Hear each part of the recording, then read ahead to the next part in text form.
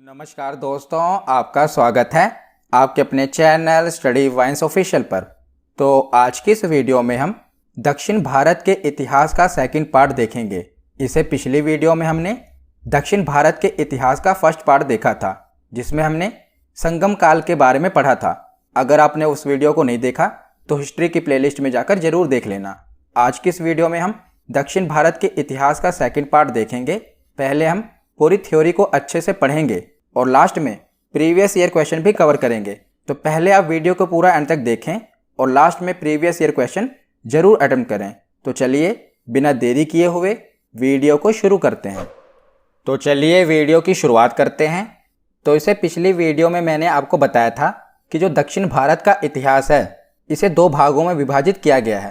पहला संगम काल और दूसरा दक्षिण भारत के अन्य राजवंश।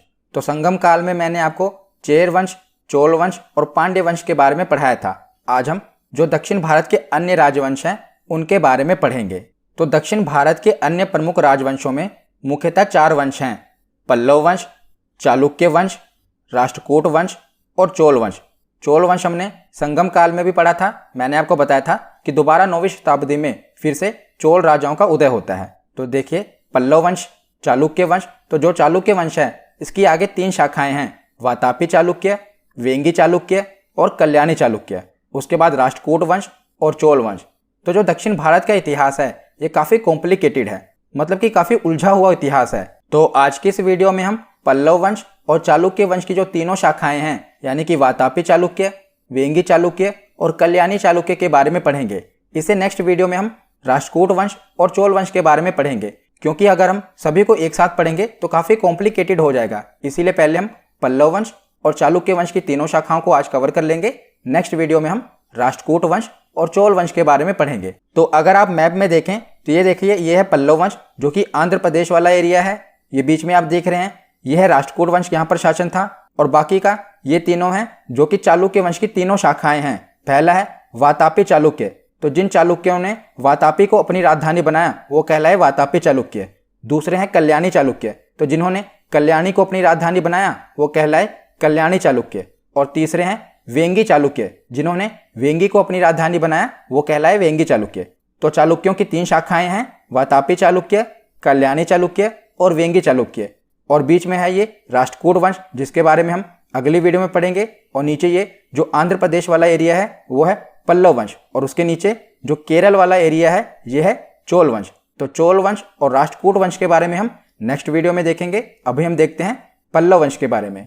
तो पल्लव वंश का इतिहास 575 ईस्वी से लेकर 897 ईस्वी तक रहा है।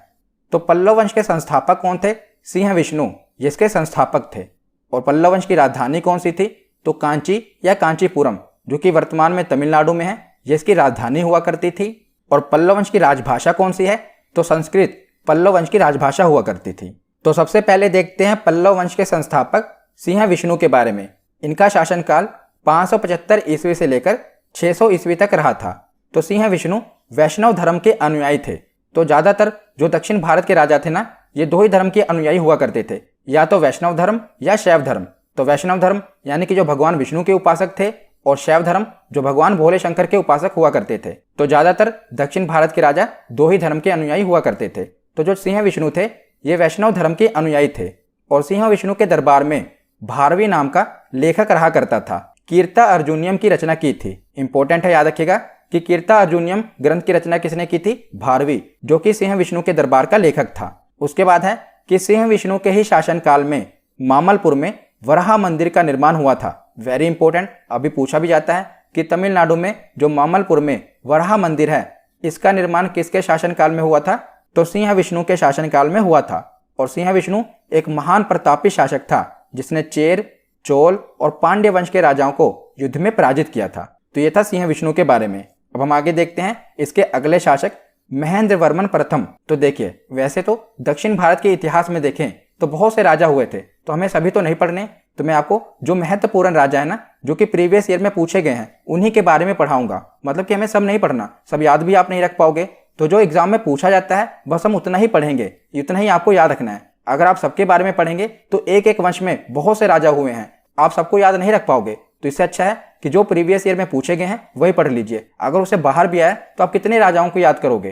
तो ज़्यादातर जो इंपॉर्टेंट राजा हैं वो मैंने कवर किए हैं प्रीवियस ईयर क्वेश्चन को देखकर। तो ये सभी राजा इंपॉर्टेंट हैं। तो सिंह विष्णु के बाद उनका पुत्र महेंद्र वर्मन प्रथम अगला शासक बना पल्लव वंश का। तो सिंह विष्णु के बाद उसका पुत्र महेंद्र वर्मन प्रथम अगला शासक बना। और महेंद्र वर्मन एक महान कवि एवं संगीतज्ञ था। तो ये एक महान कवि था और इसने मत्त विलास प्रहसन नामक हास्य ग्रंथ की रचना की थी, जो कि पल्लव काल की प्रमुख रचना है। बहुत बार एग्जाम में पूछा गया है कि मत्त विलास प्रहसन ये किसकी रचना है। तो ये महेंद्र वर्मन प्रथम की रचना है, याद रखिएगा। और शुरुआत में जो ये महेंद्र वर्मन प्रथम था ये जैन धर्म का अनुयायी था, पर बाद में तमिल संत अप्पर के प्रभाव में आकर इसने शैव धर्म अपना लिया था। पहले ये जैन धर्म का अनुयायी था, पर बाद में इसने शैव धर्म अपना लिया था।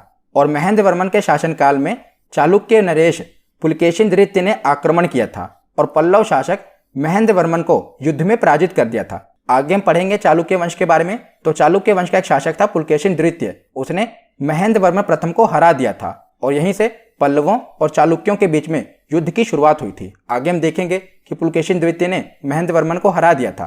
तो ये जो महेंद्र वर्मन था ये किससे हार गया था? पुलकेशिन द्वितीय से। और यहीं से क्या हुआ था कि पल्लवों और चालुक्यों के बीच में युद्ध की शुरुआत हो गई थी। तो महेंद्र वर्मन के बाद अगला शासक बना नरसिंह वर्मन प्रथम। तो पूरे पल्लव वंश का सबसे शक्तिशाली शासक नरसिंह वर्मन प्रथम था। इसने चालुक्य शासक पुलकेशिन द्वितीय को युद्ध में पराजित कर दिया। अभी हमने पीछे पढ़ा था ना कि इसके पिता थे महेंद्र वर्मन प्रथम, उनको पुलकेशिन द्वितीय ने पराजित कर दिया था। उनका बदला इनके पुत्र ने ले लिया, नरसिंह वर्मन प्रथम ने। इसने क्या किया कि पुलकेशिन द्वितीय को युद्ध में हरा दिया और उसकी राजधानी थी वातापी। उसको जीतकर नरसिंह वर्मन ने वातापी कोंड की उपाधि धारण की। कोंड यानी कि विजेता। तो वातापी को इसने जीता, इसीलिए इसने उपाधि धारण की वातापी कोंड। इसके पिता को पुलकेशिन द्वितीय ने हराया था और इसने पुलकेशिन द्वितीय को ही हरा दिया। और महाबलीपुरम के जो रथ मंदिर हैं उनका निर्माण नरसिंह वर्मन प्रथम ने ही करवाया था। वेरी वेरी इंपॉर्टेंट, कई बार एग्जाम में पूछा गया है कि महाबलीपुरम के रथ मंदिरों का निर्माण किसने करवाया था। तो महाबलीपुरम के रथ मंदिरों का निर्माण किसने करवाया था?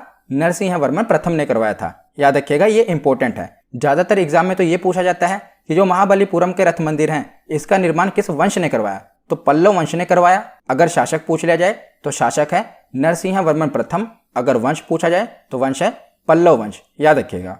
उसके बाद अगला महत्वपूर्ण शासक बना पल्लव वंश का नरसिंह वर्मन द्वितीय। इसका शासनकाल शांति का शासनकाल माना जाता है, क्योंकि इसने कोई ज्यादातर युद्ध नहीं किया, इसीलिए इसका जो शासनकाल रहा ये शांति का शासनकाल माना जाता है। और इसके शासनकाल में स्थापत्य कला का भरपूर विकास देखने को मिला है। और इसके शासनकाल में जो एक मंदिर बना है जो कि आपके एग्जाम में बहुत बार पूछा गया है, उसका नाम है कैलाशनाथ मंदिर, जिसे राज सिद्धेश्वर मंदिर भी कहा जाता है। कैलाशनाथ मंदिर को ही राज सिद्धेश्वर मंदिर कहा जाता है। और कई बार एग्जाम में आपसे पूछा गया है कि राज सिद्धेश्वर मंदिर या कैलाशनाथ मंदिर किसने बनवाया था। तो ये नरसिंह वर्मन द्वितीय ने बनवाया था। पीछे हमने देखा कि जो महाबलीपुरम के रथ मंदिर हैं वो नरसिंह वर्मन प्रथम ने बनवाया, पर जो नरसिंह वर्मन द्वितीय है इसने कैलाशनाथ मंदिर का निर्माण करवाया था। एक बार आप इसको रिवीजन कर लेना, नोट कर लेना, ताकि आपको ये भूले ना, इंपॉर्टेंट है।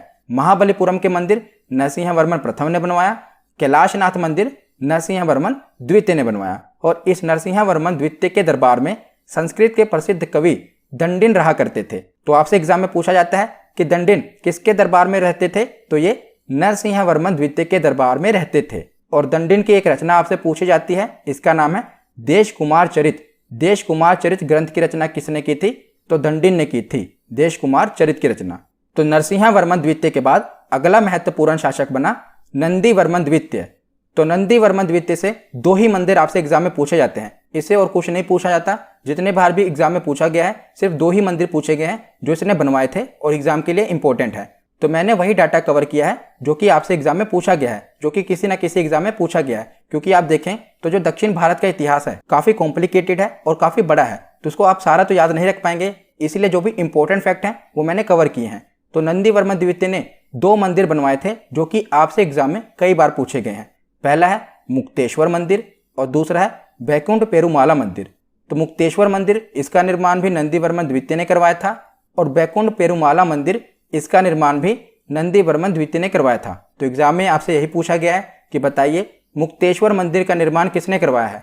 तो नंदी वर्मन द्वितीय ने करवाया है। और दूसरा प्रश्न है कि बैकुंठ पेरुमाला मंदिर का निर्माण किसने करवाया है, तो नंदी वर्मन द्वितीय ने करवाया है। तो ये मंदिर आप नोट कर लेना। पहले हमने पढ़ा महाबलीपुरम का मंदिर, वो नरसिंह वर्मन प्रथम ने निर्माण करवाया। दूसरा हमने पढ़ा कैलाशनाथ मंदिर, उसका निर्माण नरसिंह वर्मन द्वितीय ने करवाया, क्योंकि थोड़ा ये कंफ्यूजिंग है ना, इसको नोट कर लेना। उसके बाद है मुक्तेश्वर मंदिर और बैकुंठ पेरुमाला मंदिर, इसका निर्माण नंदी वर्मन द्वितीय ने करवाया।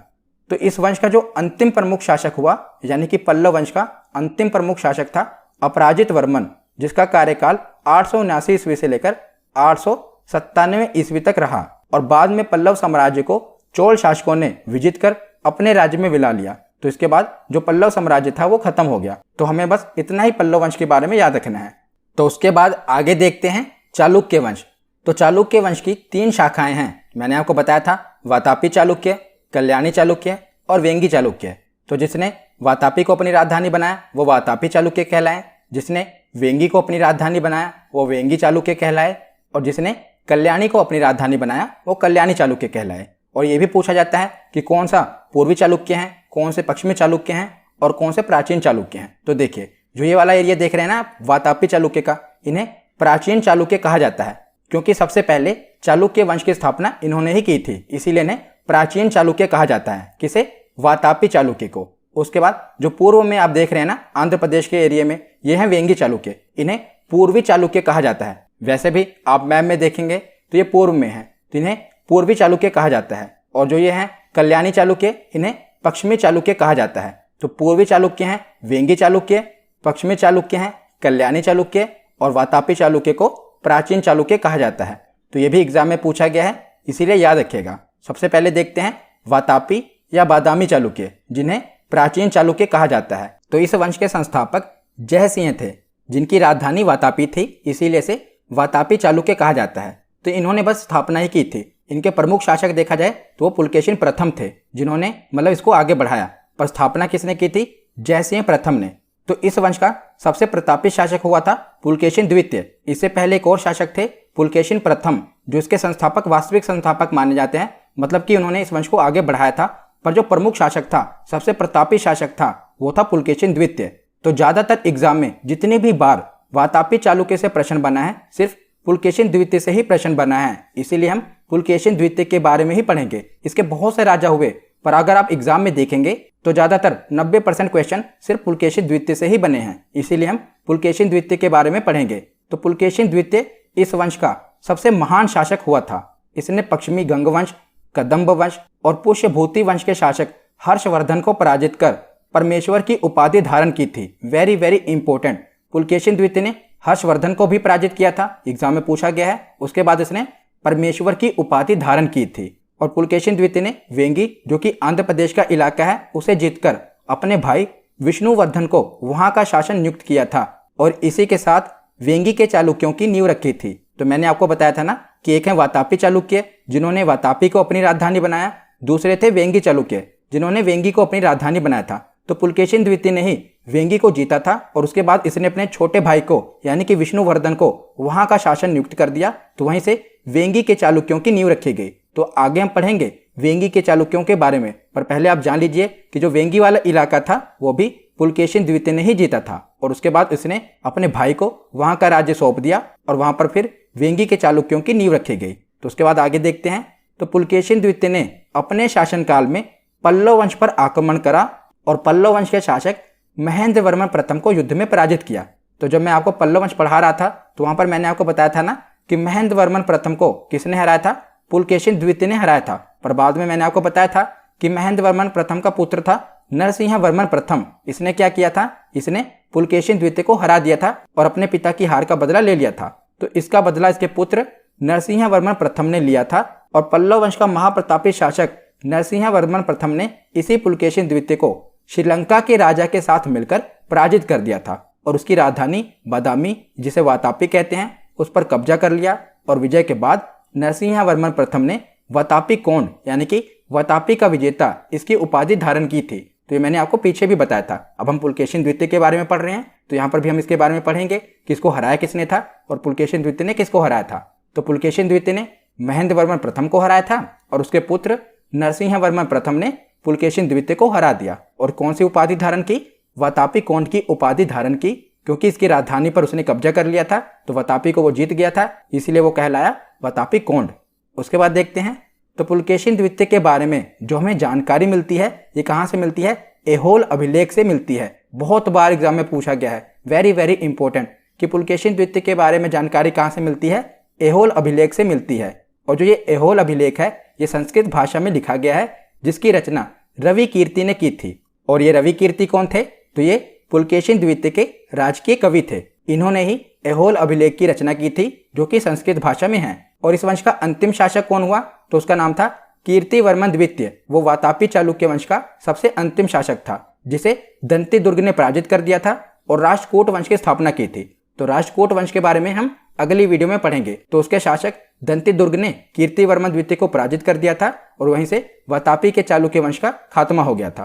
तो यहाँ पर हमने वातापी के चालुक्य वंश के बारे में पढ़ा। सबसे इंपॉर्टेंट क्या है, सिर्फ पुलकेशिन द्वितीय के बारे में पढ़ना है, क्योंकि वही बार बार एग्जाम में पूछा जाता है। उसके बाद हम देखते हैं कल्याणी के चालुक्य, जिन्हें पूर्वी चालुक्य भी कहा जाता है। तो जिन चालुक्यों ने हैदराबाद स्थित कल्याण को अपनी राजधानी बनाया था वो कल्याणी के चालुक्य कहलाए। और इस वंश के संस्थापक कौन थे, तो इस वंश की स्थापना तैलप द्वितीय ने की थी। किसने, तैलप द्वितीय ने कल्याणी के चालुक्यों की स्थापना की थी। और इन सभी में से सबसे महाप्रतापी शासक कौन हुए, तो कल्याणी के चालुक्यों में से सबसे महाप्रतापी शासक हुए विक्रमादित्य 6। ये सबसे महाप्रतापी शासक हुए। इसने कई विद्वानों कवियों को अपने दरबार में आश्रय दिया था और इसी के शासनकाल में प्रसिद्ध कवि विज्ञानेश्वर और विल्हन रहा करते थे।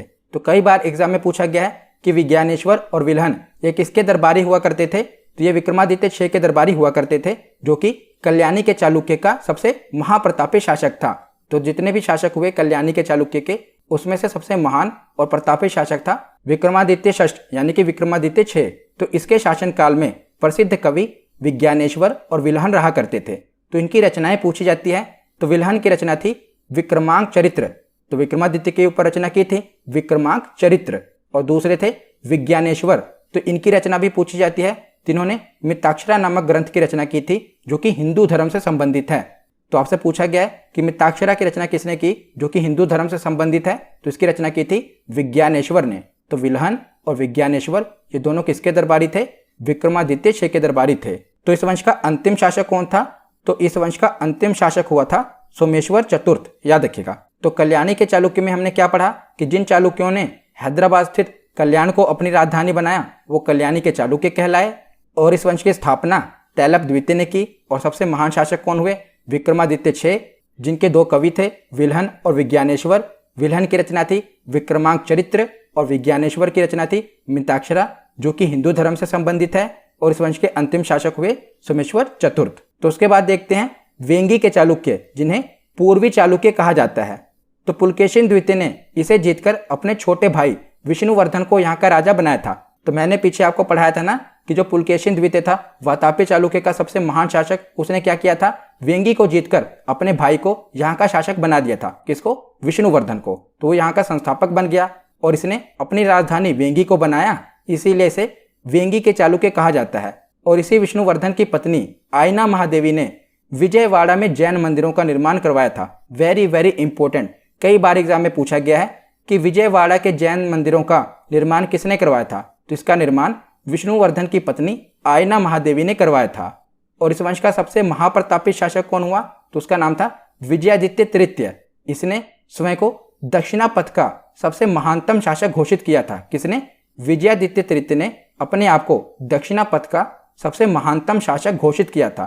तो ये जो वेंगी का चालुक्य वंश था, इसमें कोई ज्यादा महान शासक नहीं हुआ। तो ये सबसे कमजोर शाखा थी चालुक्यों की। जितने भी हमने 3 शाखाएं पढ़ी है ना, उसमें से सबसे कमजोर शाखा थी वेंगी के चालुक्य। इसमें कोई ज्यादातर महान शासक देखने को नहीं मिला। तो हमने वेंगी के चालुक्य में क्या पढ़ा कि पुलकेशिन द्वितीय ने इसे जीतकर अपने छोटे भाई विष्णुवर्धन को इसे सौंप दिया था।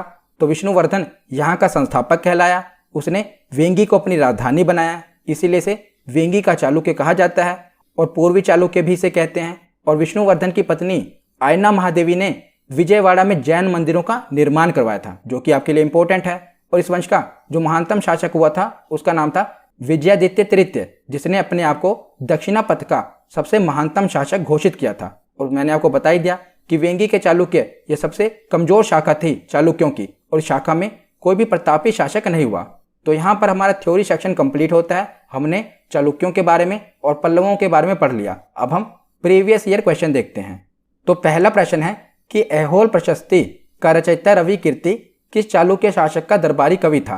तो मैंने आपको बताया था कि जो ऐहोल अभिलेख है इससे किसके बारे में जानकारी मिलती है, तो पुलकेशिन द्वितीय के बारे में जानकारी मिलती है। ऑप्शन बी इसका सही जवाब होगा।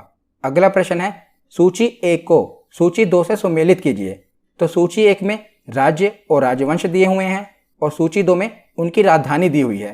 तो आपको बताना है कि कौन से राज्य की कौन सी राजधानी थी। तो पहला है प्राचीनतम चालुक्य। तो मैंने आपको बताया था कि प्राचीनतम चालुक्य वंश कौन सा था, वातापी चालुक्य। तो वातापी चालुक्य की राजधानी कौन सी थी, तो वातापी वादामी लिखा हुआ है, तो वातापी चालुक्यों की राजधानी वातापी ही थी, जो कि वर्तमान में कर्नाटक में है। दूसरा है पूर्वी चालुक्य। तो पूर्वी चालुक्य मैंने आपको बताया था वेंगी वाले चालुक्य थे, तो इनकी राजधानी है वेंगी, वैसे भी आंध्र प्रदेश पूर्व की ओर है। और तीसरे हैं पश्चिमी चालुक्य। तो पश्चिमी चालुक्यों की राजधानी कल्याणी थी। तो ये तो आमने सामने ही दिए हुए हैं, तो ऑप्शन ए इसका सही जवाब होगा। ए का 1, बी का 2 और सी का 3। अगला प्रश्न है कि सूची 1 को सूची 2 से सुमेलित कीजिए। तो सूची 1 में राज्य दिए हुए हैं और सूची 2 में उनके संस्थापक दिए हुए हैं, तो आपको इसका मेल करना है। तो पहला है वातापी के चालुक्य। तो वातापी के चालुक्य के संस्थापक कौन थे, तो जयसिंह इसके संस्थापक थे। दूसरा है वेंगी के चालुक्य। तो छोटे भाई को सौंपा था, उसका नाम क्या था, विष्णुवर्धन। तीसरा है कल्याणी के चालुक्य। तो कल्याणी के चालुक्य के संस्थापक कौन थे, तैलप द्वितीय थे। और चौथा है कांची के पल्लव, यानी कि पल्लव वंश के संस्थापक कौन थे, तो सिंह विष्णु। ये भी आमने सामने ही दिया हुआ है, यानी कि ऑप्शन ए इसका सही जवाब होगा। ए का 1, बी का 2, सी का 3 और डी का 4। अगला प्रश्न है कि किस चालुक्य शासक ने थानेश्वर व कन्नौज के महान शासक हर्षवर्धन को नर्मदा के तट पर परास्त किया और उसे दक्षिण में बढ़ने से रोका। तो हर्षवर्धन को किसने पराजित किया था, मैंने आपको बताया था ना, उसके बाद परमेश्वर की उपाधि भी धारण की थी। तो इसका सही जवाब क्या है, ऑप्शन बी पुलकेशिन द्वितीय। पुलकेशिन द्वितीय ने हर्षवर्धन को पराजित किया था और परमेश्वर की उपाधि भी धारण की थी। अगला प्रश्न है कि चालुक्य वंश का सर्वाधिक प्रसिद्ध शासक कौन था। तो मैंने आपको बताया था कि पूरे चालुक्य वंश में देखा जाए तो सबसे प्रसिद्ध शासक हुआ है पुलकेशिन द्वितीय। तो इसका सही जवाब क्या होगा, ऑप्शन डी। अगला प्रश्न है कि महाबलीपुरम जो कि एक मुख्य नगर है, वह कला में किन शासकों की रुचि को दर्शाता है। तो महाबलीपुरम के रथ मंदिर किन शासकों ने बनाए थे, इसका सही जवाब क्या है, तो इसका सही जवाब है पल्लव वंश। मैंने आपको बताया था ना कि पल्लव वंश ने महाबलीपुरम के रथ मंदिरों का निर्माण करवाया था। अगला प्रश्न है कि मत्तविलास प्रहसन इस नाटक के रचयिता कौन थे। तो मत्तविलास प्रहसन इस नाटक के रचयिता थे महेंद्र वर्मन प्रथम। ऑप्शन ए इसका सही जवाब होगा। अगला प्रश्न है कि किस मंदिर को राजसिंहेश्वर या राजसिद्धेश्वर मंदिर भी कहा जाता है। तो बताइए किस मंदिर को राजसिद्धेश्वर मंदिर कहा जाता है, तो इसका सही जवाब है कांची का कैलाशनाथ मंदिर, इसे राजसिद्धेश्वर मंदिर भी कहा जाता है। अगला प्रश्न देखते हैं।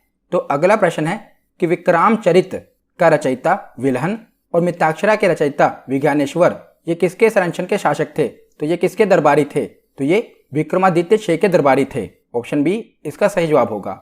आज का आखिरी प्रश्न है कि मिताक्षरा की विषय वस्तु है, ये आयुर्वेद की विषय वस्तु है, खगोल की विषय वस्तु है, काव्य शास्त्र की विषय वस्तु है या हिंदू पारिवारिक विधि संहिता है। तो मैंने आपको बताया था कि ये हिंदू धर्म से संबंधित है, तो इसका सही जवाब क्या होगा, ऑप्शन डी। तो आज की ये वीडियो यहीं पर खत्म होती है। कैसी लगी ये वीडियो